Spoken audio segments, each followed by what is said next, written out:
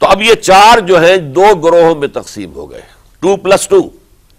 دو کی رائے یہ ہوئی کہ بات غلط ہے، لیکن اس کی بنا پر خون ریزی، جنگ و جدال، جنگ آپس میں خون ریزی کرنا یہ صحیح نہیں ہے، بلکہ مصلحت اس میں ہے کہ اس کو قبول کر لیا جائے۔ پھر اللہ تعالیٰ کو بہتر حالات پیدا کرے گا اس کے ذریعے سے، تعلیم کے ذریعے، تلقین کے ذریعے سے، جیسے نبی اکرم صلی اللہ علیہ وسلم نے اتنا عظیم انقلاب برپا کیا تھا۔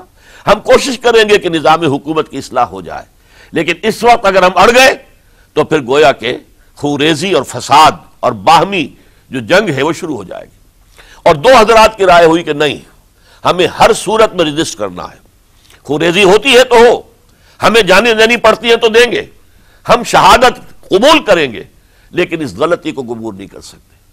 تو میں اس کے لیے برس کر رہا ہوں، یہ تیسری شہادتوں کا جو دور شروع ہوا ہے، پہلا شہادتوں کا دور حضور کا دور، دین کو قائم کرنے کی جد و جہد میں جنہوں نے جانیں دی ہیں۔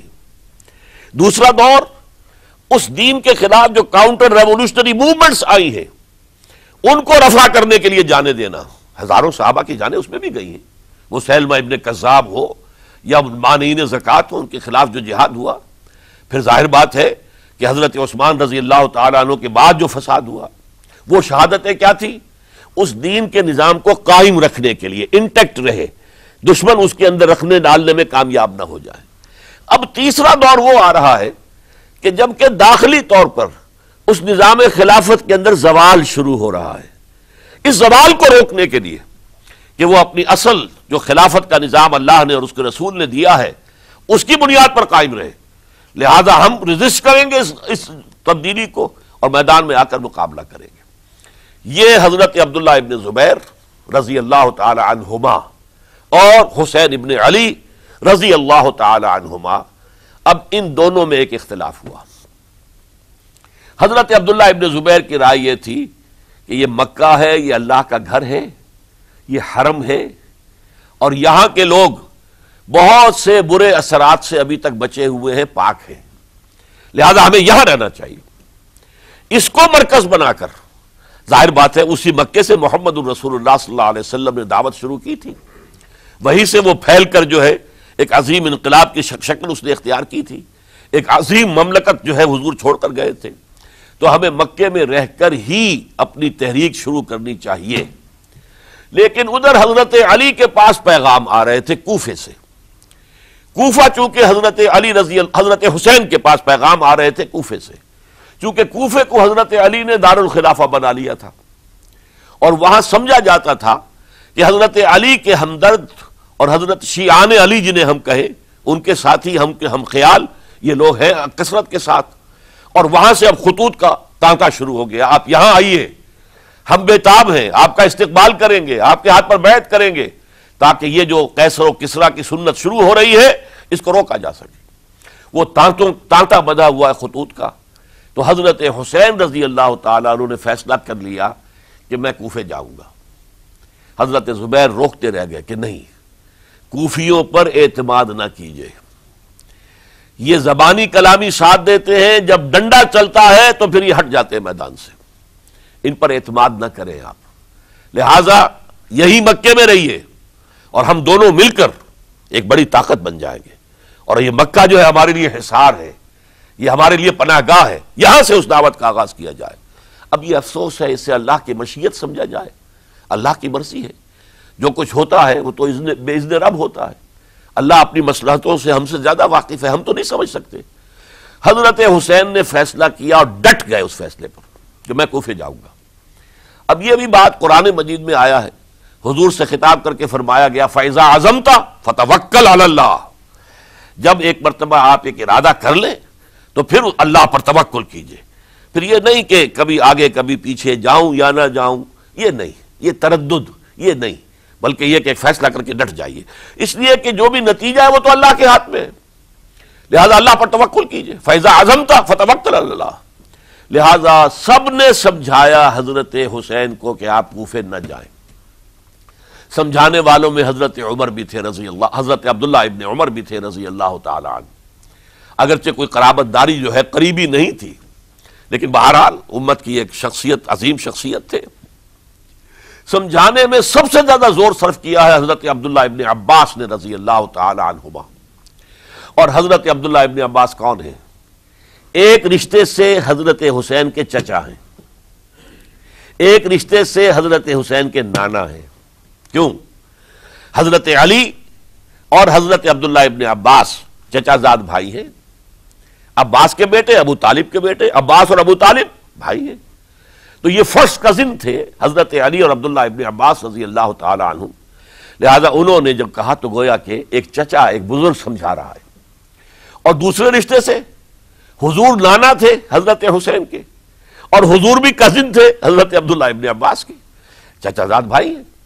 اس حوالے سے سمجھ لیجئے کہ حضور کے کزن نانا کے درجے میں آ گئے. تو یہ دو رشتے تھے حضرت عبداللہ ابن عباس کے، اور انہوں نے بڑی الہا زاری کے ساتھ بڑی اپنے مقام سے نیچے اتر کر خوشامد کی ہے. حسین خدا کے لیے باز آ جاؤ، حسین خدا کے لیے باز آ جاؤ، حسین اگر جانا ہی ہے تو اپنے بال بچوں کو لے کر نہ جاؤ. جس طریقے سے تمہارے باپ حضرت علی رضی اللہ تعالیٰ عنہ کو کوفہ کے اندر ذبح کر دیا گیا، کہیں ایسا نہ ہو کہ تمہیں بھی تمہارے بال بچوں کے سامنے ذبح کر دیا جائے، باز آ جاؤ. لیکن حضرت حسین اب اللہ کی طرف سے ان کے دل میں ایک ارادہ پختہ ہو چکا تھا، اور انہوں نے حضرت مسلم بن عقیل کو بھیجا تھا کہ جاؤ میری طرف سے کوفے والوں سے بیعت لے اور پھر مجھے اطلاع دو. وہ گئے، وہاں 12,000 افراد نے بیعت کر لی. اب ان کا خط آ گیا کہ یہاں تو فضا بالکل ہموار ہے، اتنے لوگوں نے بیعت کی ہے، باقی بھی جیسے ہی آپ سامنے آ جائیں گے سب بیعت کر لیں گے. لہذا یہاں پر وہ ریزسٹنس کے لیے گویا کہ ہمارے پاس طاقت اس کوفے کے اندر بہت مضبوط طاقت ہوگی کہ ہم یزید کی حکومت کے خلاف ریزسٹ کر سکیں. اس کے بعد ہوا کیا؟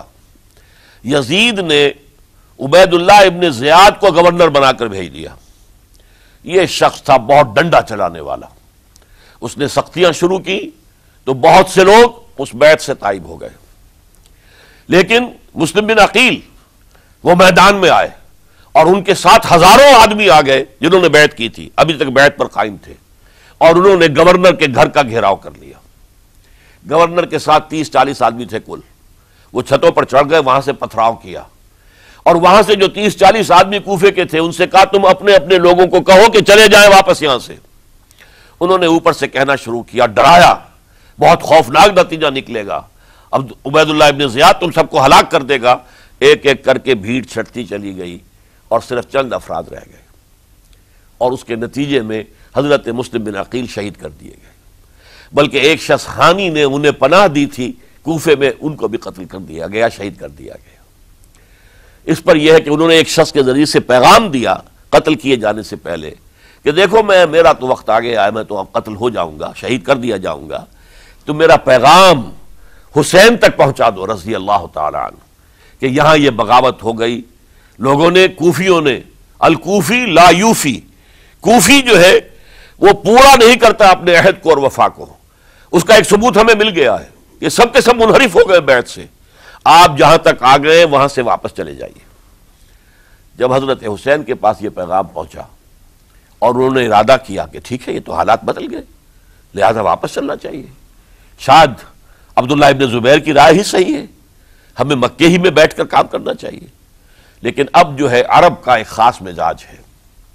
حضرت مسلم بن عقیل کے بیٹے آڑے آ گئے، اب ہم اپنے باپ کے خون کا قصاص لیے بغیر نہیں جائیں گے. اور حضرت حسین رضی اللہ تعالیٰ عنہ بامروت انسان، شریف النفس انسان، کیسے ممکن تھا، غیرت مند غیور انسان، وہ کیسے ان کی بات کو رد کر دیتا. لہذا اچھا چلو چلتے ہیں کوفے کی طرف. آگے بڑھتے چلے گئے، کربلا میں پہنچ گئے. جو کچھ وہاں ہوا ہے پھر آپ کو معلوم ہے. اس میں یہ بات ہے، پہلے 1000 کا لشکر بھیجا تھا عبید اللہ ابن زیاد نے، اس پر حضرت حسین رضی اللہ تعالیٰ عنہ نے جو باتیں کہیں وہ کچھ اثر انداز ہو گئی. ان کا افسر جو تھا حر بن یزید تمیمی، وہ بعد میں حضرت حسین کا حامی ہو گیا، اور حضرت حسین کے ساتھ ہی اس کو بھی شہادت نصیب ہوئی. پھر دوسرے کو بھیجا عمر ابن سعد. عمر ابن سعد بھی ایک بڑی عظیم شخصیت کا بیٹا تھا. حضرت سعد ابن ابی وقاص جو فاتح ایران تھے، اور